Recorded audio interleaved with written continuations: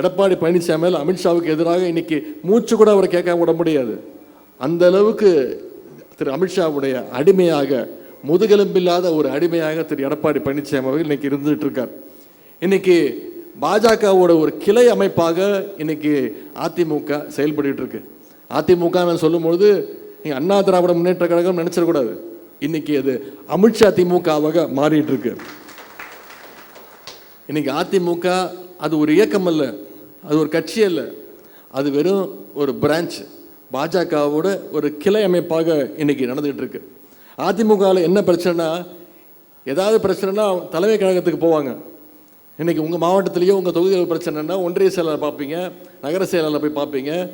இல்லை பெரிய பிரச்சனைனா சென்னைக்கு போய் அண்ணா அறிவாலயத்தில் அமைப்பு செயலரை பார்த்து கடிதம் கொடுப்பீங்க.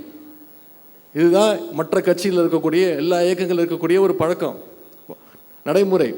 ஆனால் இன்னைக்கு அதிமுக பார்த்தீங்கன்னா அவங்களுடைய ஹெட் ஆஃபீஸு நாம் நினச்சிட்டு இருக்கோம் சென்னையில் இருக்கக்கூடிய ராயப்பேட்டையில் இருக்குன்னு நம்ம நினச்சிட்டு இருக்கோம். ஆனால் இப்போ உண்மையாகவே அவங்க ஹெட் ஆஃபீஸ் எங்கே இருக்குன்னா டெல்லியில் இருக்கக்கூடிய திரு அமித்ஷாவுடைய வீட்டில் தான் எனக்கு இருக்குது. நேராக ஃப்ளைட்டு பிடிச்சி 4 கார் மாறி போய் அமித்ஷா காலில் போய் விழுந்து பஞ்சாயத்தை முடிச்சுட்டு வராங்க. உலகத்திலேயே ஒரே கரகாட்ட கோஷ்டினா தன்னுடைய கட்சி பிரச்சனைக்கு டெல்லி வரைக்கும் போய் அங்கே பஞ்சாயத்தை கூட்டி அங்கே என்ன முடிவெடுக்கிறாங்களோ அதை இங்கே செயல்படுத்திக்கக்கூடிய ஒரே இயக்கம் இன்னைக்கு அதிமுகன்னு சொன்னால் அது மிகையாகாது. சமீபத்தில் முன்னாள் அமைச்சர் திரு செங்கோட்டையன் அவர்கள் ஆன்மீக பயணம் போகிறேன், ஹரித்துவார் போகிறேன் அப்படின்னு சொல்லிட்டு போய் அமித்ஷாவை போய் பார்த்துட்டு அவருடைய பர்மிஷன் வாங்கி இன்னைக்கு வேறொரு இயக்கத்தில் போய் சேர்ந்திருக்கிறார்.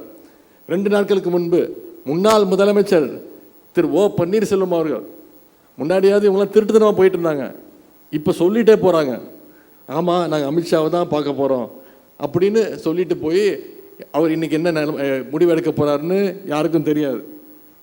இன்னும் சொல்லப்போனால் தமிழ்நாட்டுக்கு எதிராக ஒன்றிய பாஜக அரசு என்ன சொன்னாலும் அதற்கு ஆமாசாமி போடுற ஒரே வேலையை இன்னைக்கு அதிமுக செஞ்சிட்டு இருக்கு.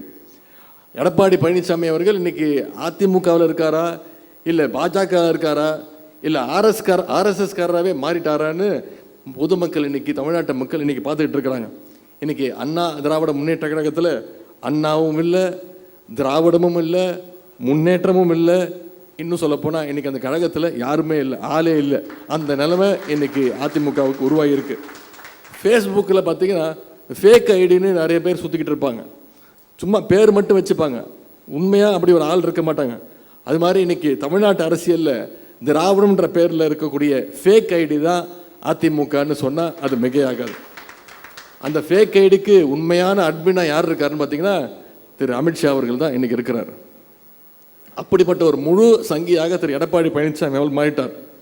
இன்னைக்கு இனிமே எடப்பாடி பழனிசாமி அவர்கள் டெல்லிக்கு போகும்போது கர்ச்சிஃபால மூட வேண்டிய அவசியம் இருக்காது.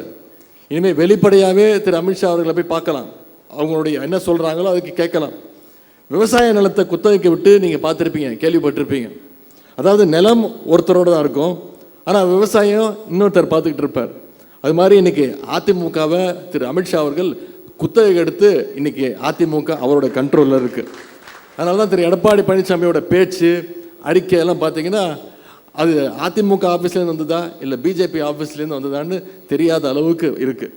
ஆனால் இப்படிப்பட்ட சூழ்ச்சிகள்லாம் தாண்டி தான் இன்றைக்கி கழகம், நம்முடைய தலைவர் அவர்கள் தமிழ்நாட்டு அரசை இன்றைக்கு வழிநடத்தி கொண்டிருக்கிறார். இன்றைக்கி திருப்பரங்குன்றத்தில், மதுரையில் என்ன நடந்துகிட்டு இருக்குன்னு ஒட்டுமொத்த தமிழ்நாட்டு மக்களும் பார்த்துக்கிட்டு இருக்கிறாங்க. நீங்களும் கவனிச்சிருப்பீங்க. தமிழ்நாட்டில் ஏதாவது ஒரு மத கலவரம் பண்ணி சங்கிகள் எப்படியாவது உள்ள நுழைஞ்சிட முடியாதான்னு பல வகைகளில் முயற்சி செஞ்சுட்டு இருக்காங்க. ஆனால் அவங்க எல்லாம் அத்தனை பேருக்கும் நாம் அத்தனை பேரும் தெளிவாக ஒரு பதில் சொல்லி ஆக வேண்டும். சங்கிகளுடைய பருப்பு ஒருபோதும் தமிழ்நாட்டில் வேகவே வேகாது.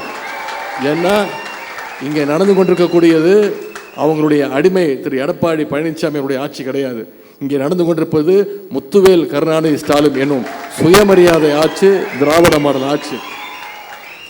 நம்முடைய தலைவர் அவர்கள் இன்றைக்கு தமிழ்நாட்டுடைய நம்பிக்கையாக மட்டுமல்ல, ஒட்டுமொத்த இந்தியாவுடைய நம்பிக்கைக்குரிய ஒரு தலைவராக செயல்பட்டு கொண்டிருக்கிறார். பாசிச பாஜகவை களத்தில் எதிர்கொள்கிற அரசியல் பணியாக இருக்கட்டும், ஒன்றிய அரசு தரக்கூடிய நெருக்கடிகளை எதிர்கொள்ளுகின்ற அரசு பணிகளாக இருக்கட்டும், இரண்டிலுமே இன்னைக்கு முத்தமிழர் கலைஞருடைய மறு உருவமாக நம்முடைய தலைவர் அவர்கள் செயல்பட்டு கொண்டிருக்கிறார். ஆகவே இதையெல்லாம் மக்கள்கிட்ட எடுத்து கொண்டு போய் சொல்லுங்கள்.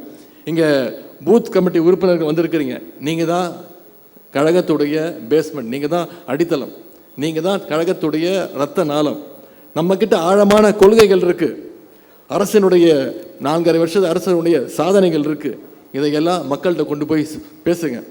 நம்முடைய தலைவர் அவர்கள் அடிக்கடி சொல்வார், இந்த 4.5 வருஷத்தில் தமிழ்நாட்டில் இருக்கக்கூடிய ஒவ்வொரு வீட்லேயும் தமிழ்நாட்டுடைய திராவிட மாடல் அரசுடைய திட்டங்களால் பயன்பெற்ற குறைந்தது ஒருத்தர் ஒரு வீட்டிலையாவது இருப்பார். அவங்களை கொண்டு போய் நம்முடைய அரசனுடைய சாதனைகளை ஞாபகப்படுத்திக்கிட்டே இருக்க வேண்டும். இன்றைக்கி நான் இந்த தொகுதியில் பேசிட்டு இன்றைக்கி சாயங்காலம் விக்கிரவாண்டி தொகுதிக்கு போயிடுவேன், அதன் பிறகு நாளை வேறு தொகுதிக்கு போயிடுவேன். ஆனால் அடுத்த 4 மாத காலம் மிக மிக முக்கியம். நீங்கள் தான் இங்கே இருக்க போகிறீங்க. உங்களுக்குள்ள பொறுப்புகளை பிரிச்சுக்கோங்க. இந்த தெருவுக்கு நான் பொறுப்பு, இந்த 10 வீட்டுக்கு நான் பொறுப்பு அப்படின்னு உங்களுக்குள்ள இந்த பிரச்சார பொறுப்பை பிரிச்சுக்கோங்க. இந்த 4 மாத காலம் மக்களை தினமும் சந்தித்து தெருமுனை பிரச்சாரத்தில் ஈடுபடுங்க. மக்களை தினமும் நேரடியாக சந்திங்க. அவங்களுடைய பிரச்சனையை கேளுங்க. அது தீர்க்க முடிஞ்ச பிரச்சனையாக இருந்தால் நிச்சயம் உங்களால் செஞ்சு கொடுக்க முடியும். தீர்க்க முடியலைனாலும் அவங்களுடைய பிரச்சனையை கேட்டிங்கனாலே அவங்க மனசில் இருக்கக்கூடிய பாதி பாரம் நீங்கும். அவங்களுடைய நம்பிக்கைக்குரியவர்களாக நீங்கள் மாறுவீங்க.